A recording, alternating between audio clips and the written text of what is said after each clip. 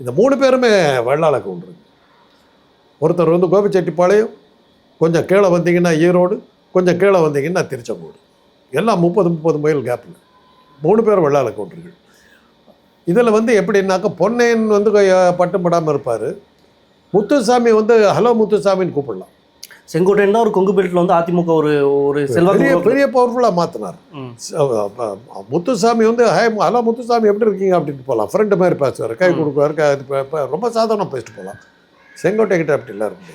அது வந்தால் ஜெயலலிதாவை பார்த்தா எப்படி இருக்கீங்களோ அந்த மாதிரி ஒரு மரியாதை எல்லாம். ஆனால் அவர் ஒரு ரிபல் கிடையாது, அவர் ஒரு இது கிடையாதுன்றாங்க. ரிபல் கிடையாது. ஒரு கட்சியை ஜெயிக்க வைக்கிறதுக்கான டெக்னிக் தெரியும். அந்த இடத்துக்கு இன்றைக்கி வந்திருக்கவங்கலாம் பார்த்தீங்கன்னா Senthil Balaji, KN Nehru, KKSSR Ramachandran. Yes, அவர் அப்புறம் இப்போ இன்றைக்கி வந்து இப்போ அன்வர் ராஜா வந்துருக்காரு. அன்வர் ராஜா இவங்கெல்லாம் முடிசூடா மன்னர்கள். எலெக்ஷன்னாக்கா அவங்க தான். எம்ஜிஆருக்கு அவங்களாம் ரைட் ஹேண்டாக இருந்தோம்.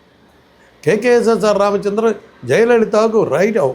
நம்மளை உருவாக்குனதில் முக்கியமானவர் அவர். KKSR ராமச்சந்திரன், திருநாவுக்கரசு, இவங்க தான் முக்கியமானவர்கள். அவங்கள எல்லாத்தையும் ஒரு அடித்து துரத்திடுச்சு. செங்கோட்டையை வச்சது தான் இதாக இருந்தார். அது சசிகலா உள்ளே வந்ததுக்கு பிறகு தான் எனக்கு தெரிஞ்ச அதுதான். எனக்கு நான் சொல்கிறது தப்பாக இருக்கலாம்.